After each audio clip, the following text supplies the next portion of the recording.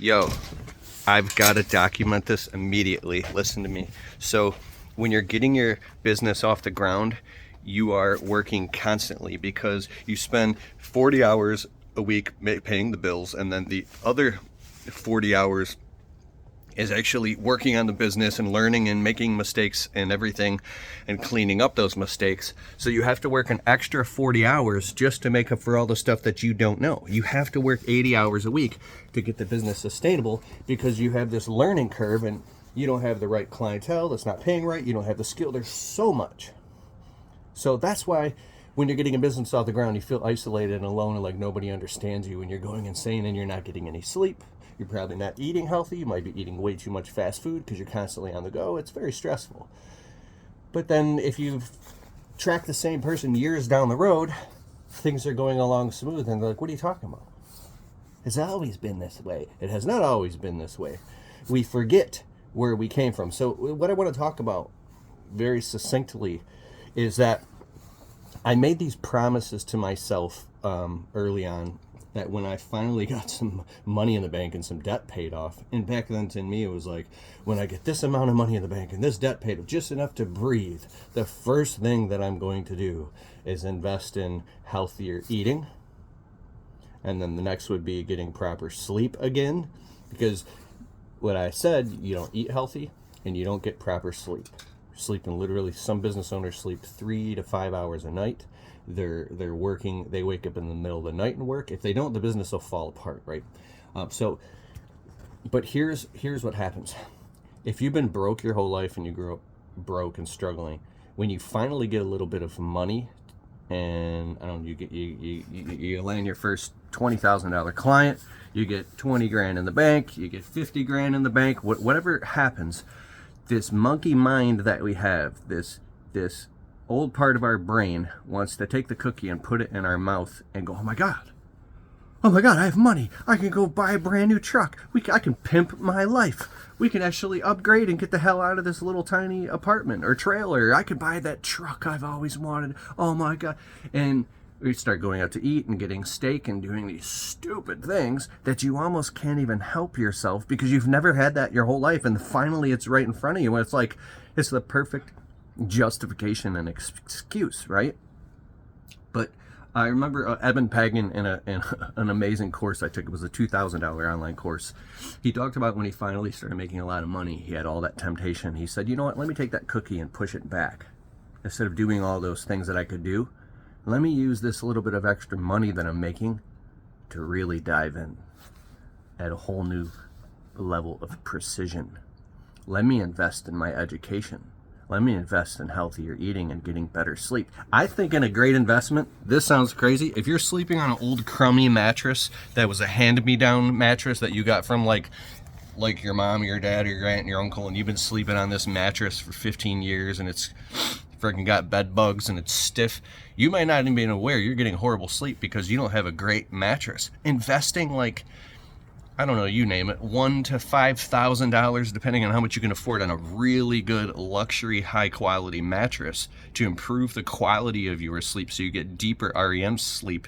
If you study neuroscience and sleep studies and closing all the windows and shades, I sleep with an eye mask on. It's kind of silly because in the morning, if the sun or even a street light outside is getting through, something as simple as, I know I'm digressing here, but listen, because this is how specific you get, something as simple as the light on a smoke detector in the other room hits the rods and cones in your eyes and then tells the parts of your brain to release the chemicals to be awake. If you wake up in the middle of the night to go pee, like I literally have the eye mask. If I just go to use the bathroom and I try to keep my eyes squinted so no light gets in, so I can stay in that sleep mode, because I'm a very sensitive sleeper and I've been very sleep deprived, so I become aware of getting healthy sleep and putting sleep as a priority now, proper, because there's 4 key areas. I am digressing, I'm aware, but listen, proper sleep, proper nutrition, proper hydration, and then exercise. So those are the 4 fundamentals of your body. And if you ever get really stressed out, immediately make sure you're drinking lots of clean, healthy water. you're not eating a bunch of fast food. You're eating healthy. You're getting proper sleep, and you're going and getting exercise. That can reduce stress levels immediately to get you back to baseline, right? If you're in a negative.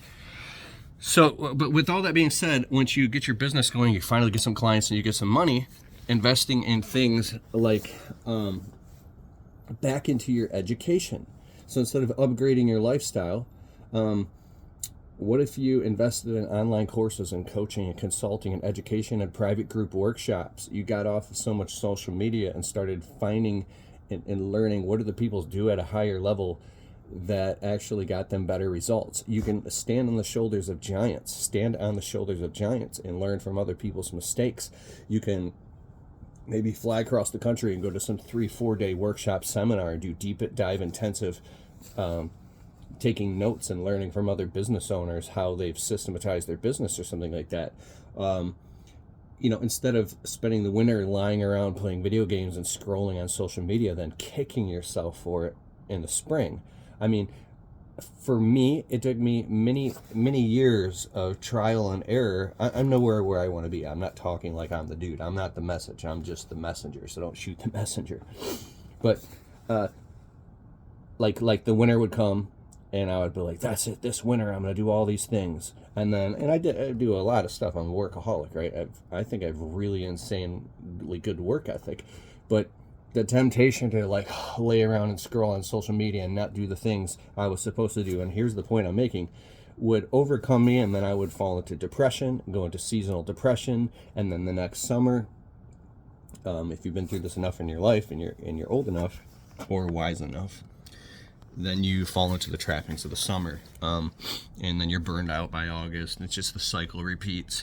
And so until we get into the deeper core issues and finding out what are the systems and subsystems that are causing this, I believe that if you look at your life holistically and practically, you can see that, oh my God, you haven't spent enough time with your dad and taking him out to lunch. You have a grandma that you got to see people in your family. You got to get through Christmas. You have to rekindle the relationship with your loved ones or with your spouse. Maybe there's a part of you that's suffering and starving on the inside that literally requires, this sounds almost in the opposite of what I just said, but to literally sleep until noon and lay around in your pajamas all day, actually reading books and watching movies and sipping hot cocoa and looking out the window and feeling cozy inside of your home, or even if you live in an apartment or whatever, anywhere you live, because I've lived in apartments, trailer parks, I've lived in 32 homes, I've been homeless, we slept in a couple homeless shelters when I was a kid, I've slept in my car, but what I mean is allowing yourself to feel safe and secure and cry out anything from the past and get on the phone with old friends and forgive them. Like we're told and we're conditioned that that's bad and that's lazy and that's wrong. But I believe that there's a part inside of you that craves the safety and security to know that you're okay and you're on solid footing and foundation, and you have people that actually love you and care about you and support you for real. And the reciprocal of that is drawing healthy effing lines in the sand and boundaries with people who disrespect you, either that be not only anybody, but including friends and family, and not tolerating, because you deserve what you tolerate. So tolerating the disrespect from others also allows it to build up in your nervous system, and then you don't respect yourself, and then it eats you up. So you have all these things going on subliminally and unconsciously in the background of your life that are hogging up bandwidth, right? Imagine if you're an electrical computer system. Like, you ever see that thing? It's like the Tesla globe. And you could touch it, and then the electricity touches your finger wherever you go. What if these things are anchoring in a negative way, and they're draining us from energy unconsciously because we have these unresolved issues in our lives? So people turn to addictions and things like that to numb their pain, and so because it's hard to face. So there's this whole uncovering of the jawbreaker process of getting to the core of issues before you can actually make real progress. You got to go backwards. Sometimes you got to take a couple steps back to take a quantum leap forward. One step forward, 2 steps back. It feels that way. But if you see it all, if you zoom out, when in doubt, zoom out. If you zoom out, you can actually see you're actually moving forward the entire time. So if you feel burned out and like you're trying to like get your business to the next level, you're trying to make money, and you're getting like depressed because the harder you try is the more and more and more it seems it's working against you and diminished. It can feel so daunting you can fall back into depression, because those deep parts inside of you that need to be rejuvenated, replenished, watered, and have light shine into those parts of your life, so you can flower. Know that,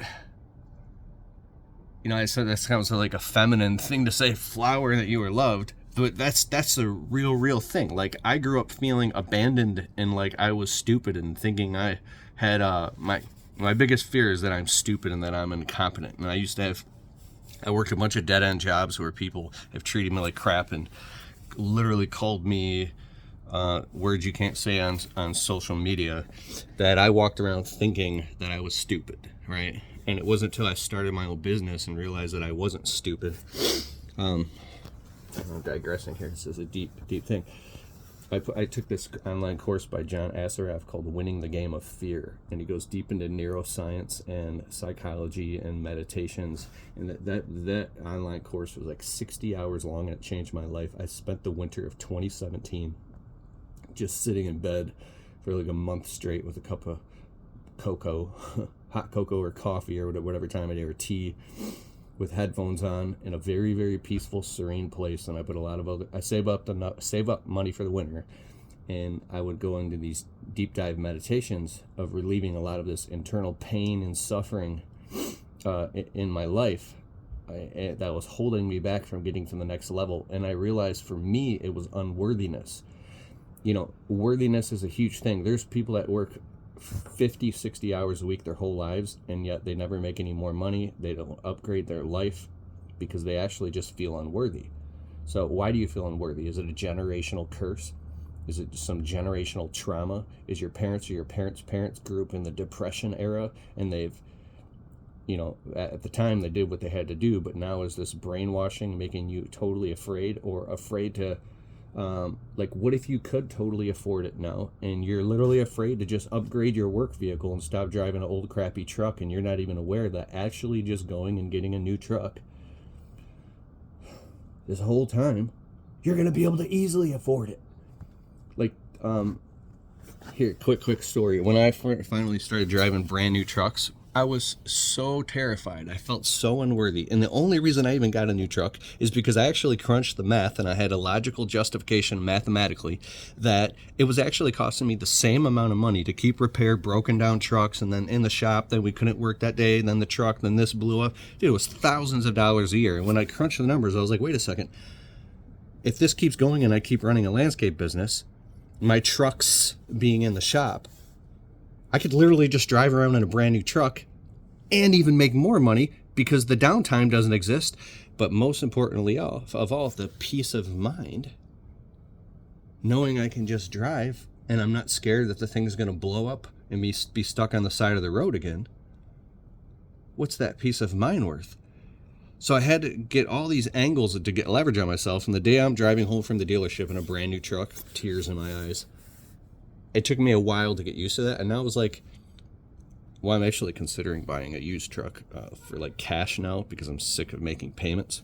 But funny how you go back when you actually have the choice. But what I mean is, like, sometimes you're actually ready. You don't need any more traumas or emergencies in your life. You've already been through so much hell. You've already earned your stars and stripes, and you're actually ready to upgrade now. And you're just being a little bitch, and you're not aware that it's time for you to not only just step into the future's pulling you, and you're holding on to the past. And all you got to do is just cut the rope and let go of the anchors and go.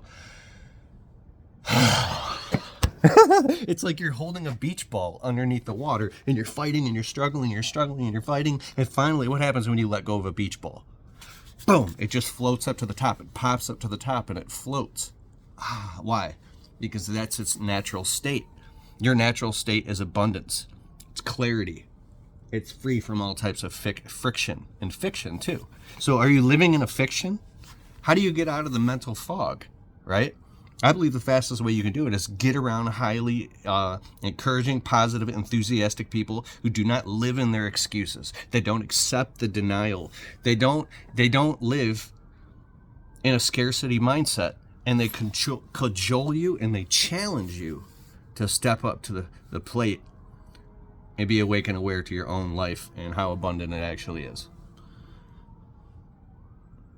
And after that, you just got to put one foot in front of the other. It's all out there for you right now. And you know what? It's not out there anymore. It's right here. It's right here. It's all around you.